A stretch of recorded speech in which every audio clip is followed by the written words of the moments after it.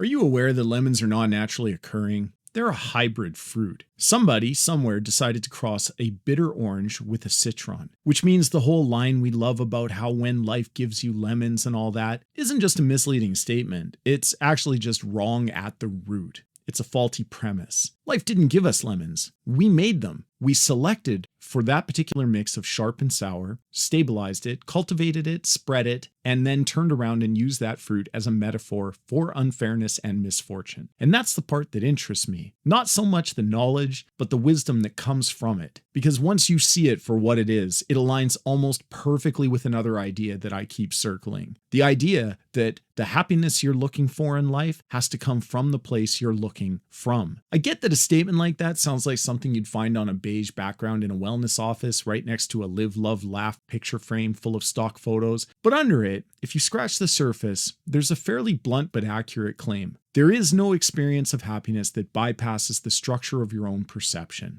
Nothing gets experienced unfiltered. Everything you call your life has already been filtered through what you've inherited, what you've practiced, and what you've decided is real. That particular vantage point, the place you're looking from, isn't spiritual or intellectual, it's sociological. The personal isn't just personal. The way one person experiences their life is not a standalone fact. It's an outcome of all manner of external influences. You shouldn't just ask, why is this person bitter? The real question is, what in the world made bitterness feel like the most accurate read on reality for this person? Lemons are a good entry point because they expose the trick we're falling for. We construct something and then pretend it was handed to us. As in, we breed a particular kind of bitter fruit and then mythologize it as a natural phenomenon that we just have to make the best of. We do the same thing with our lives. We grow up in a specific arrangement of class, culture, race, gender, family, trauma, religion, money, luck, all of it. And then at some point we stop seeing those as conditions and start seeing them through the belief that, hey, it really do be like that sometimes. You don't choose any of that. Your first orchard, so to speak, will be in full bloom by the time you recognize it for what it is. But you will already have a sense of taste for what comes from it. The yield. You will learn what is palatable to you and discover which kind of sourness feels most comfortable. Sociology has a word for that, habitus. This is the body level training we get from our environment. Not just ideas, but reflexes. What you brace for, what you expect, and what normal feels like in your nervous system. And by the time you're old enough to talk about your personality, most of it has already been wired in and made real in the world around you. So when I say the happiness you're looking for has to come from the place you're looking from, that's what I mean. Your orchard goes with you, as does the fruit that comes from it. You don't step outside of it just because the scenery changes. A new job, a new partner, a new country, it doesn't really matter. Everything you meet still has to pass through the same trained palate on the way in. And if that palate is calibrated to bitter, that has consequences. You see it in how we talk about happiness, especially online. As if it's something we're going to stumble across once we get our act together. We'll start a different morning routine. We'll start to track our macros. We'll move to a new city. We treat it like a weather system that might finally drift over us if we wait long enough, as long as we do enough work on ourselves in the interim. And we treat bitterness the same way, just in reverse, as if there's a hostile external life giving us nothing but lemons all the time, as if hardship is an allocation problem. Some people get it, some people don't, and the only variable is serendipity and your terrible luck. But if lemons are a human-made fruit, that line doesn't actually work as intended. When life gives you lemons quietly becomes when a system keeps producing the same bitter flavor, but I keep blaming luck. That's where bitterness stops being just a mood and becomes a structure, and an internal one at that. It practically becomes a personality trait, a pattern or predictable outcome when certain forces line up in a certain way or feel arrayed against you. And some of those forces are absolutely bigger than you. Poverty, discrimination, violence, chronic illness, exploitation. I'm not interested in pretending those don't exist, because they do. There's another layer where we start to collaborate with what we were handed. The narrative strengthens. This is what people are like. This is what happens when I try. This is how life goes for someone like me. And those lines, they feel descriptive, but they're not. They are decisions that lead to prescriptive adaptations. In classic sociology, they call it the definition of the situation. If you define your world in a certain way and then act on that definition, the consequences are real, whether the definition was accurate or not. You define yourself as the one who always gets the imperfect outcomes from every situation, so you start moving through life as if the worst is already true. You don't ask, you don't try, or if you try in a way that lets you say when it falls apart, see, just like I thought it would. I'm guilty of this too.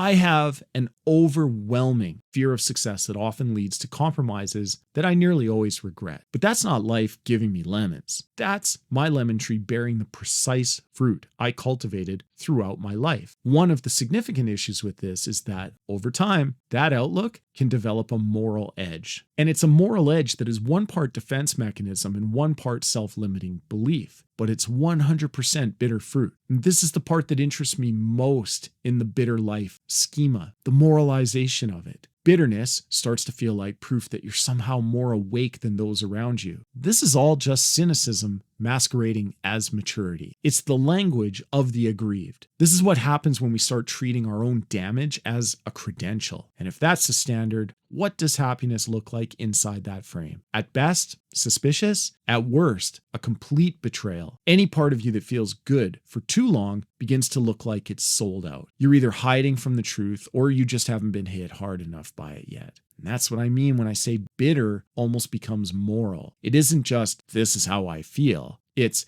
this is the correct way to feel if you understand how the world works. Once bitterness becomes virtue, you're not just stuck with lemons. You're actually proud of your orchard. You'll defend it. And you respect yourself for maintaining it. At that point, anything sweeter doesn't just feel unfamiliar. It also appears out of place. It feels wrong. It seems reductive or dismissive. So when someone comes along and says, maybe the happiness you want has to come from the place you're looking from, it lands as either mystical nonsense or outright insulting. Because if you've built an identity around being the person who sees through everything, the idea of feeling good inside that same body starts to sound like treason or fantasy. This is where I think the sociological lens is useful because it keeps all sides honest. On one side, you're not inventing your pain out of thin air. There are conditions you did not consent to. Grief, illness, layoffs, losses that hollow you out. There are structural arrangements that loaded your life with risk before you even knew what risk was. None of that is solved with a mindset shift. On the other side, you're also not just standing still while life pelts you with lemons.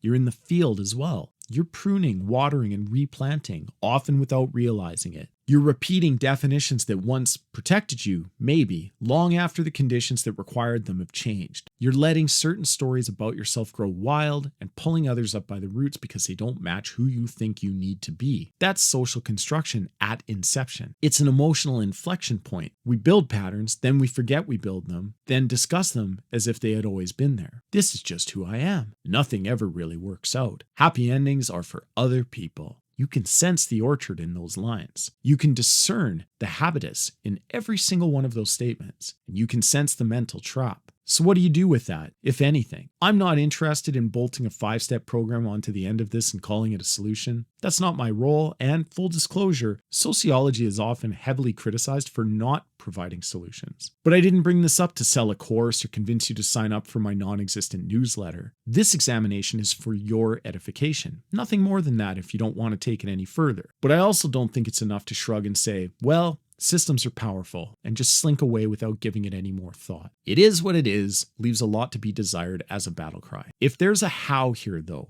it's small and unromantic. It isn't epic or unique. It simply begins with being wary of the way you define situations, especially those that feel unchangeable. The automatic, of course they'll leave me. Of course this will fall apart. Of course nothing will come from my effort. Those aren't prophecies. They're just muscle memory. They belong to an older version of you in an older orchard. You don't have to replace them with open-ended optimism. That's its own kind of lie. But you can stop treating them as sacred. You can let yourself say, maybe I don't know how this ends yet, and let it breathe for a moment before passing final judgment. You can notice where you've turned your misery into a badge of honor, where bitterness is doing double duty as both shield and identity. And you can ask, privately, with no performance around it, if I wasn't using this to prove I understand the world better than others, would I still want this much of it? And you can experiment at the level of taste. Let one good thing stand on its own without immediately folding it back into the larger narrative of how everything eventually goes to hell. Let one connection, one moment of ease, one day that doesn't hurt as much exist without treating it as a setup for an incoming punchline. None of that changes the growing conditions. It doesn't dismantle the structures that made your orchard what it is, but it does start to interfere with the part of you that keeps breeding the same bitter lemon over and over again and calling it reality. That, to me, is the sociology of a bitter life. Not a diagnosis from above and not a pep talk from the sidelines, but an honest look at how we ended up treating sour as proof of awareness and what it might cost us to admit that, hey, we want something else. Life didn't give us lemons. We built them. The happiness we say we want isn't going to arrive as a care package from outside of the system. If it shows up at all, it's going to have to grow in the same soil that taught us bitter was the only honest taste. Because that's a lie. And if there's any hopeful note here, and I don't even know if hopeful is the right word, it's this. If we were capable of breeding this orchard, we are at least capable of interrupting it, not transcending it and not manifesting our way out, just interrupting it. And just long enough to see that there are other flavors available, even if we don't fully trust them yet. Not a new life, not a new self, just over time, a slightly different yield.